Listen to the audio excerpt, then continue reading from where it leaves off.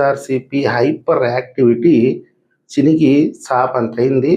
వాళ్ళకుండేటటువంటి base vote కూడా ఘోరంగా పడిపోయింది. ఎట్లా అంటే కొన్ని అంశాలు మీ ముందుకు తీసుకొస్తాను. మొట్టమొదటిసారిగా మావిగన్. ఎప్పుడు చెప్తుంటాను నేను, అమరావతి అనేది వైఎస్ఆర్సీపీ పాలిట ఒక మృత్యు నగరం.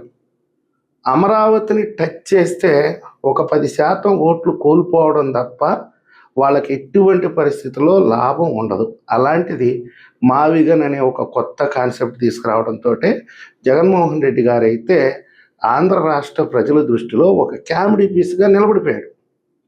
సరే, దాన్ని మరిపించడం కోసం ఆయన కుటుంబం గురించి చెప్పుకుంటూ వచ్చాడు. తెలుగుదేశం పార్టీ గొడ్డల పార్టీ అంటుంది. అసలైన గొడ్డల పార్టీ తెలుగుదేశం పార్టీయే. నేనెందుకు గొడ్డల పార్టీ అవుతాను? మా తాత చాలా గొప్పోడు, మా నాయన చాలా గొప్పోడు, నేను చాలా మంచివాడిని కాబట్టే మా తాతను చంపిన వాళ్ళని కూడా వదిలిపెట్టాను అని చెప్పడంతో ఎవరైతే వైఎస్ఆర్ కుటుంబం వల్ల బాధితులు ఉన్నారో వాళ్ళు మొత్తం బయటకు వచ్చి జగన్మోహన్ రెడ్డి గారిని నిజంగా నడి బజార్లో నిలబెట్టారు. ఎవరికీ తెలియనటువంటి చరిత్ర కూడా ఈరోజు రాష్ట్రంలో ఉండే ప్రతి పసిబిడ్డకి తెలిసేటట్టుగా చేశారు. అది అయిపోవడంతో డిఎస్సి అంశాన్ని లేవనెత్తారు. అక్కడ అవినీతి జరిగింది. ఇంకా ఘోరమైనటువంటి విషయం ఏంటంటే, వీళ్ళ పేటీఎం కుక్కల చేత కమ్మ వాళ్ళకి ఎక్కువ పోస్టులు ఇప్పించుకున్నారు స్పోర్ట్స్ కోటాలో. ఇక్కడ కూడా వాళ్ళ కులానికి వాళ్ళు న్యాయం చేసే ప్రయత్నం చేశారు అని చెప్పి ఒక తప్పుడు ఆరోపణ అయితే చేసే ప్రయత్నం చేశారు. దీనివల్ల ఆంధ్ర రాష్ట్ర ప్రజలకి చాలామందికి సంబంధం లేనటువంటి డిఎస్సి నియామక ప్రక్రియ మీద ఒక అవగాహన వచ్చేసింది. ఎందుకని ప్రభుత్వం తీవ్ర స్థాయిలో స్పందించింది, ప్రతి విషయాన్ని పూసగుచ్చినట్టుగా ప్రజలకు వివరించే ప్రయత్నం చేసింది. కాబట్టి ప్రజలకు బాగా అర్థమైపోయింది, మన జగనన్నలో మాత్రం ఎలాంటి మార్పు రాలేదు, చీకట్లో 10 రాళ్ళు వేస్తాడు, ఏదైనా ఒకటి తగలకుండా పోతుందా అన్న ఉద్దేశంతోనే ఆయన ముందుకెళ్తాడనేది రాష్ట్ర ప్రజలకి ఒక అవగాహన ఉంది. అది ఈరోజు స్పష్టమైపోయింది. ఖచ్చితంగా ఈయన చేసేవన్నీ కూడా చీకట్లో రాళ్ళు వేయటమే. ఏదైనా తగిలితే మనకు మంచి జరగద్ది, లేకపోతే పోద్ది, ఇదే ఉద్దేశంతో ఇలాంటి ఆరోపణలు చేస్తుంటాడు. కాబట్టి ఇది కూడా అందులో భాగమే. ఇక్కడ ఒక పెద్ద విషయం ఏంటంటే, నారా లోకేష్ గారు సవాలు విసిరాడు. నేను నీ ఇంటికి 200 మీటర్ల దూరంలోనే ఉన్నాను, నీకేదన్నా డిఎస్సి మీద అనుమానం ఉంటే రా చర్చించుకుందాం అని చెప్పి ఒక సవాలు విసిరితే, తెల్లారితో ఏం చేస్తాడంటే లక్ష్మీపార్వతిని, ఆమె ఎవరో శ్యామల ఉంది, ఒక యాంకర్ శ్యామల అని, ఇంకెవరో 2-3 మహిళా నాయకురాలని అక్కడికి పంపించి వాళ్ళ చేత లోకేష్ గారి మీద సవాలు విసురుతారు.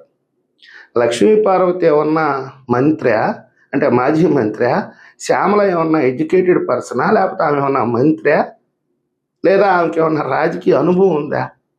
లక్ష్మీపార్వతి గారన్నా కానీ కొద్ది రోజులు ఏదో ఒక పార్టీ పెట్టింది, కొంతమందికి సపోర్ట్ చేస్తా మాట్లాడింది, కాస్తో కూస్తో అవగాహన ఉండొచ్చు. కానీ ఆమె ఎప్పుడు ప్రజల చేత ఎన్నుకోబడలేదు కదా, ఆమె ఎప్పుడు అసెంబ్లీలో అడుగు పెట్టలేదు కదా. అలాంటి వాళ్ళ చేత నారా లోకేష్ గారిని తిట్టించడం ఏంటి? ఇది పురుగు పోగొట్టుకునేటటువంటి విషయం. ఆ తర్వాత గుడివాడ అమర్నాథ్ హోంమంత్రిని వ్యక్తిగతంగా విమర్శించడం, ఆమె మేకప్ గురించి, ఇవన్నీ అవి నిజంగా చెప్పాలంటే ప్రజలు అసహించుకునే పరిస్థితి. ఇంకా వీళ్ళ బుద్ధి మారలేదు, ఇంకా ఇదే వ్యక్తిగత దోషంలో వీళ్ళు ఎటువంటి పరిస్థితుల్లో మారరు. 11 స్థానాలకు పరిమితం చేసి తుక్కు రేగొట్టి ఇంట్లో కూర్చోబెట్టి సంవత్సరం రోజులు ఇంట్లో నుంచి బయటకు కూడా రానికుండా చేసినా కానీ వీళ్ళలో బుద్ధి మారలేదు.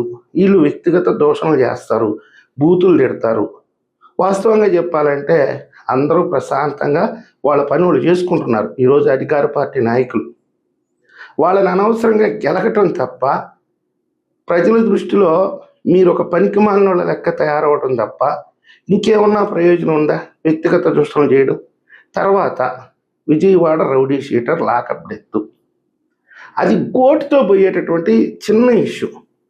వాస్తవంగా చెప్పాలంటే జగన్మోహన్ రెడ్డి గారికి మైలేజ్ తెచ్చే అవకాశం ఉంది ఈ ఇష్యూలో. పోలీస్ డిపార్ట్మెంట్ పనితీరు మీద ఆయన ప్రశ్నించవచ్చు, ప్రభుత్వాన్ని నిలదీయవచ్చు. ఎలాగో ఒక లాకప్ డెత్ జరిగింది కాబట్టి ఆ ఇష్యూని ఆయన కొంచెం హైలైట్ చేస్తే కాస్తో కూస్తో జగన్మోహన్ రెడ్డి గారికి మైలేజ్ పెరిగేది. దాన్ని తీసుకుపోయి ఒక కులానికి అంటగట్టి ఆ కులంతో రాజకీయం చేయాలని చూడటం, ఆ రౌడీ షీటర్కి అండగా నిలబడతానంటాం. అతని మీద ఆల్రెడీ 23 కేసులు ఉన్నాయి.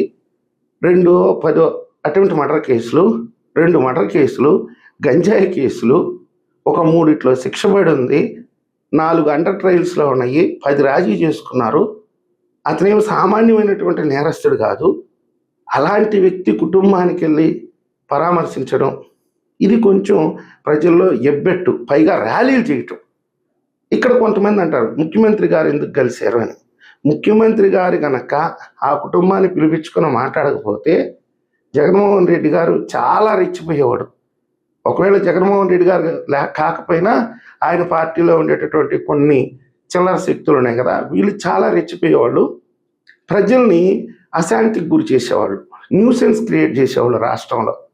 కాబట్టి ఏంటంటే ఈ ఇష్యూని ముగింపు పలకాలి కాబట్టి చంద్రబాబు నాయుడు గారు ఆ కుటుంబాన్ని పిలిపించుకొని మాట్లాడటంతో చాలా వరకు సద్దుమణిగిపోయింది. ఇప్పుడు ఆ కుటుంబం కూడా ప్రభుత్వానికే మద్దతు తెలుపుతుంది. ఎవరైతే అధికారి ఉన్నారో ఆ అధికారిని కూడా అరెస్ట్ చేశారు, అతని మీద హత్యా నేరం కింద కేసు నమోదు చేశారు. సో ఇది కూడా గోడుతో పోయేదాన్ని గొడ్డల దాకా తెచ్చుకొని ఆయన పార్టీ మీద అసహ్యం కలిగే విధంగా ప్రవర్తించారు. మొత్తం మీద ఏంటంటే పొలిటికల్ అన్రెస్ట్, రాష్ట్రంలో ఏదో ఒకటి చేయాలి, బూతులు తిట్టాలి, వ్యక్తిత్వ హననం చేయాలి.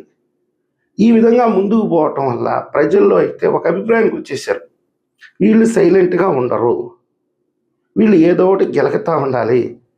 ఈరోజు చివరాఖరికి ఎలా తయారైందంటే ఈ యాక్టివ్ అనే దానివల్ల గెలికి మరీ తన్నించుకున్నట్టుగా తయారైంది. వాస్తవంగా వైఎస్ఆర్సీపీకి 40% ఓట్లు అని వాళ్ళు చెప్పుకుంటారు, కానీ ఉండేది 25%. 15% ఎలా వచ్చినాయి అంటే 2024 ఎన్నికల్లో కొంతమంది భయపడ్డారు, మళ్ళీ జగన్మోహన్ రెడ్డి గారి గవర్నమెంట్ వస్తుందేమో, మనం ఓటు వేయకపోతే రేపు మనల్ని ఏమన్నా అంటారేమో, నడి రోడ్లో నిలబెట్టి కొడతారేమో, అట్లా భయపడి ఒక 15% అయితే యాడ్ అయింది. దానివల్లనే 40% వచ్చింది. ఇప్పుడు ఈ జరిగినటువంటి పరిణామాలను మొత్తాన్ని పరిశీలిస్తే ఈరోజు ప్రజల్లోకి వెళ్ళి వైఎస్ఆర్సీపీ యాక్టివ్ అయింది కదా, దానివల్ల మీ అభిప్రాయం ఏంటి అంటే అసహించుకుంటున్నారు. వాళ్ళు మారండి, వాళ్ళు నిద్రలేస్తే బూతులు తినటం, బూతు రాజకీయాలు వేయటం, ఏదన్నా ప్రభుత్వం తప్పు చేస్తే దాన్ని ఎత్తి చూపే ప్రయత్నం చేయాలి కానీ వ్యక్తిగత దోషాలు ఎందుకండి.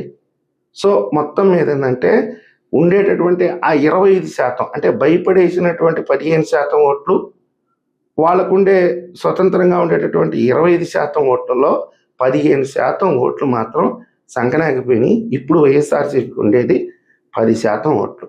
నేను వైఎస్ఆర్సీపీకి చేసేటటువంటి సూచన ఏంటంటే మీరు ఎంత సైలెంట్గా ఉంటే, మీరు ఉండరు, ఖచ్చితంగా ఉండరు, ఏదో ఒకటి కలిపెడతా ఉండాలి, ఎవరినో ఒకటి తిడతా ఉండాలి, అది మీకు స్వతహాగా వచ్చినటువంటి లక్షణము.